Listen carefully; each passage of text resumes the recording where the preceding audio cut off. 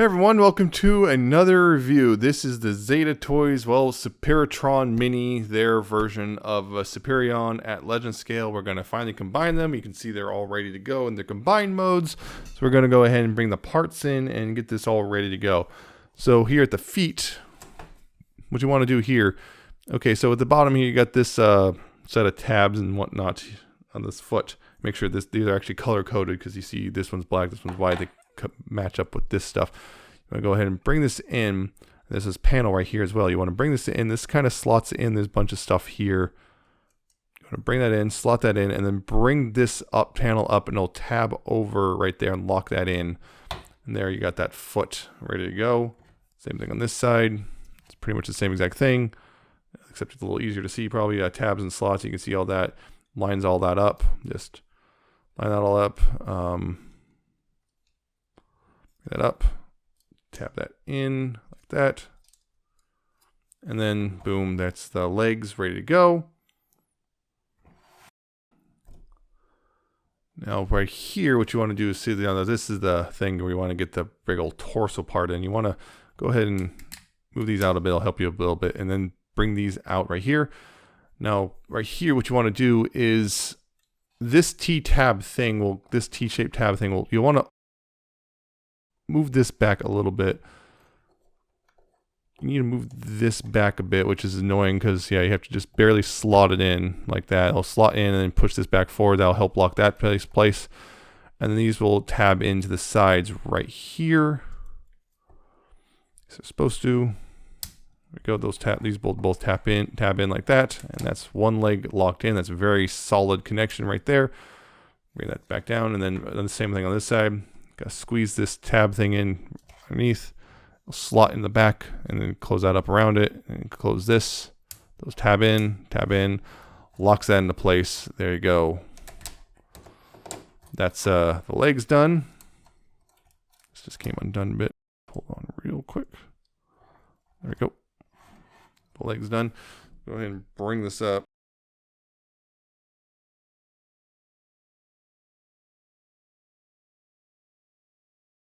Now back here, in the back here, you want these little things. You want to move these little panels up like that. And then that gets that ready. And then on here on the fists, you got the left and right fists, you got those. And these will, what you do is you split these legs open on these guys, and they got this panel here. There's little slots in between right here. Just slot that in, and then close up the leg around it. Give it a good squeeze, and that's good to go. Then you just go ahead and slot that in. Make sure this part here on this thing, you see how that's shaped? It's kind of rounded off, and so it's this flat. You want the flat part on the bottom. This will slot in like so, and then you bring this down over to back, and this will actually lock into place surprisingly well, all things considered. That's one part done. Same thing on this one. Get the other fist. Again, open that up. Slot that in. So, bring the other side over. Peg the legs back together. Make sure it's good. And same thing, just slot that in right there. And then close this over top. And finally, it looks complete. Wait, no, it's not. One last thing to do, which is take silver bolt here. You want to here on this thing, you want to raise the head platform like that. Silver bolt here, you want to make sure it's oriented like this. So slot in just right here in the back. Slots in. And as you bring it in, you want to bring the head down, and this will clip over top, locking him into place. And now you have the full Superitron, which is their version, again, of Superion. Just get them straightened out a bit. There we go.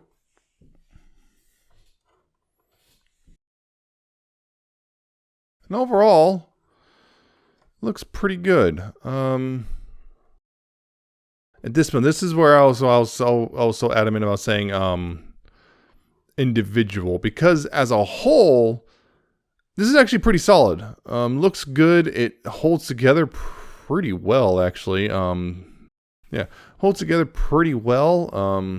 Yeah, these like legs lock in real tight. The arms are surprisingly locked in pretty well, despite everything. I thought for sure it'd be like they'd like wouldn't hold, but no.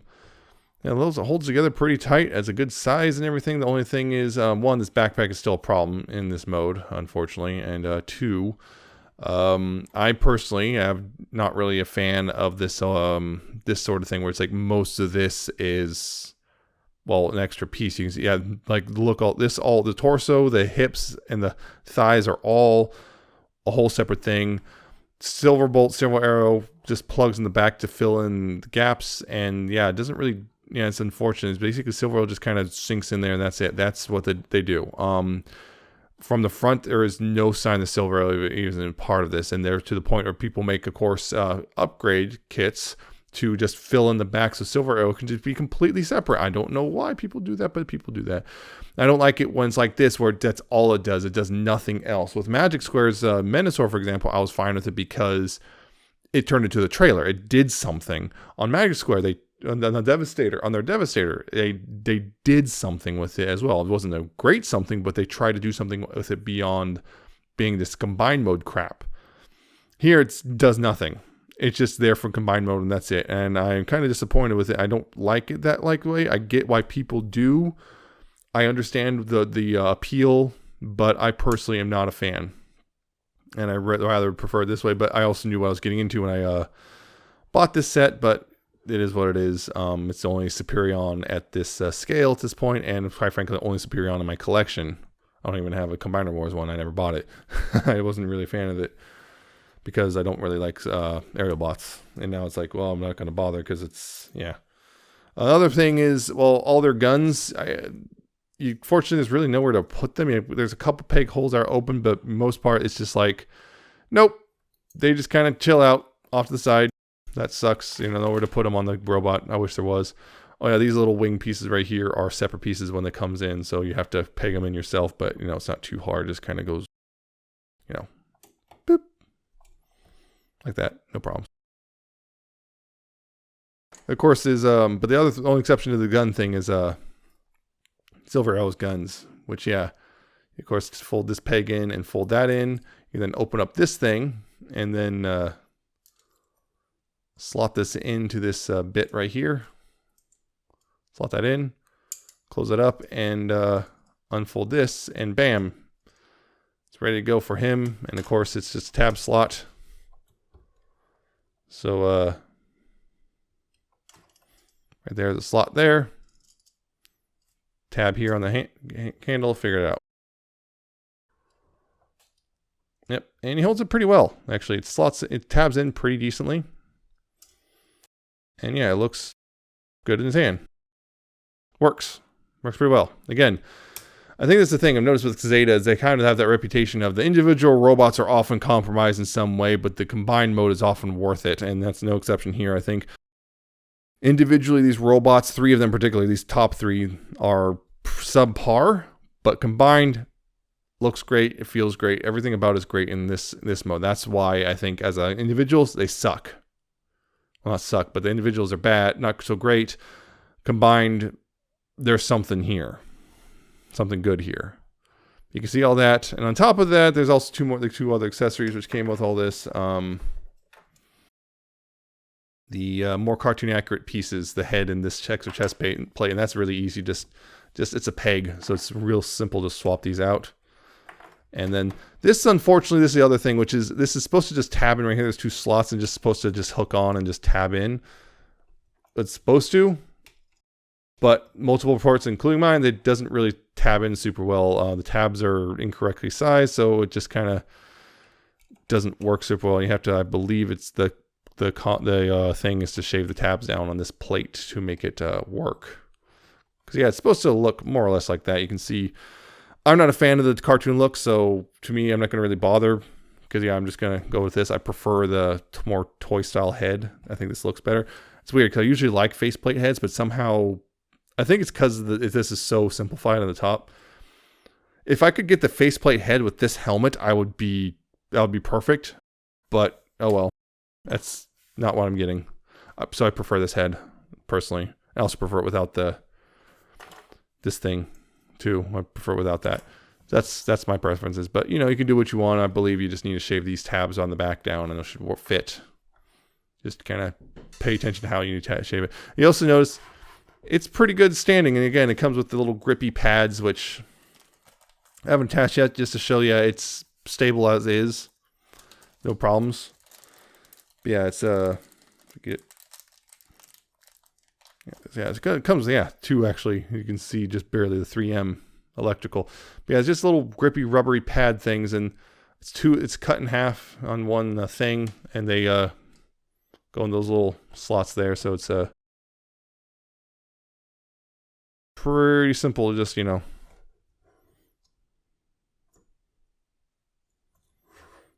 put them in. If I could just line it up, there we go. And they're cut like perfect for that. So yeah, they go right in. They're almost the right width and everything. They stick out just a little bit. Just give it a good, you know, stick. And then the other one, again, same thing. Just slot that in. Make sure to get it all. Get over there. I think that's off there. Get right on there, in this. Bam. Just give it a good push inside, and there you go. Now, if it's somehow not good enough, which I'd be surprised, now it won't slide at all, which great. I wasn't having problems earlier, but hey, whatever. I'm not going to argue about increased surface grip for the feet. That really is planted and won't go anywhere. So that's the thing. So yeah, articulation, I guess, moving on. Head is on a ball joint, so you got left and right, you got up, a lot up and down, and all sorts of waggle. Waggle's a little limited thanks to head shape, but got a good amount of range there. The shoulders, ratcheted, do a full 360, ratcheted outward. Unfortunately, sometimes stuff like that happens where it just comes undone because that's a little looser. Jostles itself apart, so that's something to watch out for. Does have two swivels, one above the elbow, one below the elbow, and the elbow itself goes about 90 degrees, maybe just shy of. The wrists on ball joints and hinges and stuff, so you got swivel, you can forward, and if you move that thumb away and back, you got that degree of range, you know, that kind of motion, and the thumb, you can see thumbs on a ball joint at the base, and which, you know, lets it into the cut, lets it do that. So it can swivel as well. You got another ball joint at the top of it. Actually, I think that's a clip, if I recall. Yeah, it's got a clip. So, you know, I got a hinge there. Got another hinge there, and all the fingers are on ball joints. So you got splay right there. And of course, they can all bend inward there. And you have another hinge right there at the mid knuckle, and they're all individual. So got all that. So you can actually make a pretty decent fist. That's real nice. There is a waist joint, which is ratcheted and unhindered. There's also an ab crunch, which looks like it was supposed to be ratcheted because it looked right there. You can see teeth, but nothing. I'm not sure if something's misaligned. I'm tempted to open that up and see if something's wrong in there. Down here, you got these hip skirts, which get all the way around, and you got ratchet forward, ratchet back, ratchet outward, a little over full splits. You also got a slider joint here for the hips, which honestly don't do much. You don't get much more range. I mean, yeah, full range forward there's that far, and then if you slide it forward, you get not really enough. The ratchets are spaced in such a way you don't really, that doesn't really help, but I guess it's there if you need it for whatever reason. Do have a thigh swivel, knees, more than 90 degrees. The only thing that's stopping them is sculpting. If you can get this out of the way, then maybe, no, that's not going to work, unfortunately.